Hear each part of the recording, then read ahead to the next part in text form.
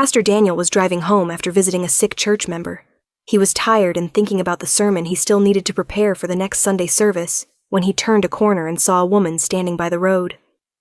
She looked alert, glancing at every car that passed. Daniel slowed down, thinking she might need help.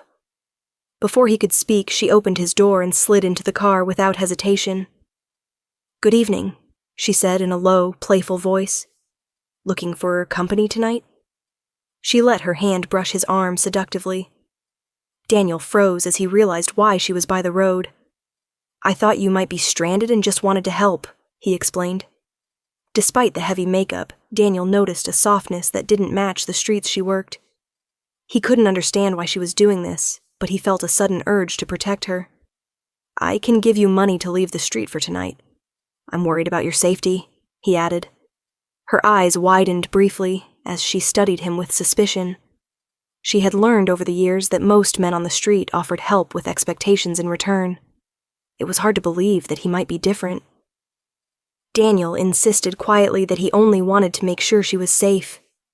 She agreed to his deal, but kept one hand near the pepper spray she always carried, unsure of what to make of him. The ride that followed was tense. She was used to controlling the conversation, guiding clients to hotels. Now she was unsure of what to say.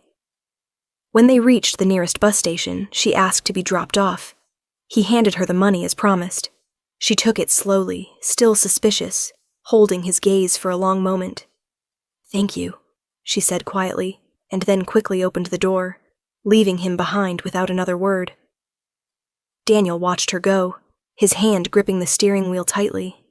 He didn't understand why he cared so much about a stranger, or why the encounter made him feel restless. But he knew one thing. He wanted their paths to cross again. Daniel's life was built on a strict routine. He believed a pastor should live above desire and weakness. But since the night he picked up the woman on the street, he couldn't stop thinking about her. A few weeks later, news of kidnappings spread through the town. Several young women had gone missing from the area where he had met the woman. Daniel felt a knot form in his stomach and became restless. He went over different ideas in his mind on how to reach her, but each idea only brought frustration. He didn't even know her name, and that made it impossible to check on her. Meanwhile, Naomi had been on the streets for years, learning early that survival required sharp eyes and quick instincts. The memory of the man in the car came back again and again, as she kept wondering why a stranger cared enough to offer help. Part of her wanted to dismiss it as a rare act of kindness, yet another part couldn't stop thinking about him. On the morning of the day the kidnappings occurred, Naomi woke feeling sick and knew she couldn't go out to work. She stayed in her apartment, resting and trying to shake off the fever. The next day she heard that several girls had been kidnapped the night before from the streets where she usually worked. She realized it could have been her if she hadn't been sick. Deciding it was best to lay low for a few days, she stayed inside until it was safe to go out. Feeling slightly better, Naomi went to the supermarket to do some grocery shopping. As she moved down one of the aisles and turned a corner, she nearly bumped into someone. "I'm sorry," she said, stopping abruptly before looking up and recognizing the man from the other night. "Wait, aren't you?" His eyes softened. "You're the woman from the other night." "Yes, that's me," she said cautiously. He let out a small breath of relief. "I am so glad to see you safe. Are you doing okay? I heard about the girls from your street, the ones who were kidnapped, and I really wanted to make sure you were all right." Naomi blinked, shocked that he even remembered her, let alone showed concern. "I'm fine, thank you," she said softly. He hesitated, then asked for her name, explaining that after hearing the news it had troubled him not knowing how she was, or how to even ask about her. She told him it was Naomi. Then he held out his hand. "Well, Naomi, I'm Daniel," he said gently. She paused briefly before accepting the gesture. Daniel glanced at his half-empty cart and asked if she would help him pick a few things, and she agreed. As they walked through the store together, the conversation was slow at first. He asked simple questions about her well-being, careful not to pry too much. She answered cautiously, but her curiosity about him kept her talking. At the checkout, he paused, considering his next words. "I don't know if you'd be interested, but you're welcome to come to my church sometime. I attend Grace Haven Church." "I'll think about it," Naomi said, a small and unsure smile forming. Daniel left quietly, holding on to the hope that he might see her at Grace Haven Church later that week. On a Sunday morning, Naomi arrived at Grace Haven Church feeling nervous. She could not remember the last time she had been in a church. The building felt unfamiliar, so she chose a seat at the far end and stayed quiet. As Daniel delivered the sermon, she watched the way he carried himself before the congregation. Seeing him stand there made her aware of how different their lives were. His life appeared ordered and certain, while hers had been shaped by unpredictability and survival. Sitting there, she felt uncomfortable and out of place. When the service ended and people began to leave their seats, Daniel stepped down and walked toward her. During the sermon, his eyes had found her more than once. He had spent the week worried about her and hoping she would come, and seeing her seated among the congregation brought a sense of unexpected relief. He thanked her for honoring his invitation and asked how she had been. Naomi told him she was okay, and after a brief exchange, he said he would like them to spend some time together so they could talk and get to know each other better. She agreed, and they settled on a day and time before he returned to his responsibilities as the church continued to empty. Daniel arrived at the cafe before Naomi and settled by the window with a cup of coffee, watching the door and waiting. When she walked in, she paused for a moment, spotted him, and made her way over. They began talking carefully at first, with Naomi choosing her words as Daniel listened, giving her the space to lead the conversation.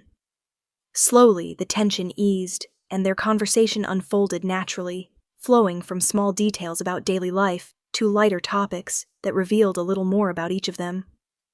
They stayed at the table long enough that neither noticed the time passing. When Naomi finally said she had to leave, Daniel thanked her for coming, and she gathered her things and walked toward the door. He remained seated for a moment longer, watching her leave before turning back to his coffee, realizing he had enjoyed the time far more than he expected and already looked forward to seeing her again.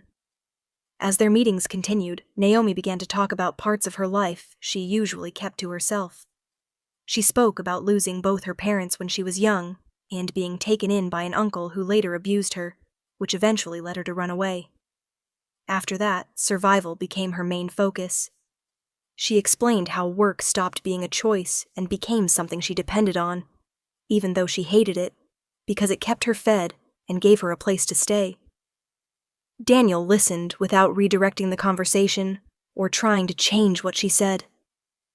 The fact that he allowed her to speak without judgment made it easier for her to continue. For the first time in years, Naomi felt she did not need to defend her lifestyle. That understanding changed how she saw him. He cautioned she had felt around him was giving way to something else. She was in love with him, and it unsettled her because she did not know where it could possibly lead. For Daniel, the closeness brought discomfort rather than ease. He could not deny the pull he felt, but he refused to name it. Naomi was not someone who fit into the life he had committed himself to, and yet her presence affected him in ways he had not expected. He worried about the expectations placed on him, the image the church held of him, and how little room there was for mistakes in the life he lived. The contrast between their lives made him uneasy because he knew how quickly judgment would fall. That fear followed him into his prayers. He asked for distance without knowing whether distance was what he truly wanted. The prayers did not resolve the tension. Instead, they made it clear that what he was feeling was real, and that ignoring it would not make it disappear. Weeks later, Daniel realized something was wrong when people began avoiding direct conversations with him. The rumors didn't reach him right away, but when they did, the damage was already done. People were talking about his relationship with Naomi. Some knew who she was. Others had heard just enough to form their own opinions. The stories were harsh, suggesting he was involved with her in ways that crossed both moral and spiritual boundaries. Church leadership asked him to address the situation. Standing before people who had trusted him for years, he explained that the rumors were not true. He chose his words carefully, but it was clear that his explanation did little to restore confidence. What unsettled the congregation was not just the situation itself, but the fact that he had allowed someone like Naomi into his life.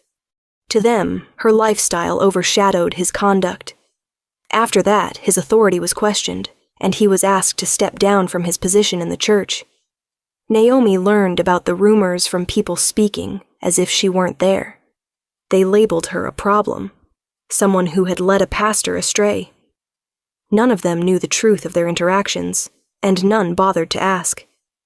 Hearing her life discussed in that way made it painfully clear Daniel was being judged because of her. She began to consider leaving the city, believing it might be the only way to stop the damage from spreading. Her absence, she thought, could give him a chance to return to normal.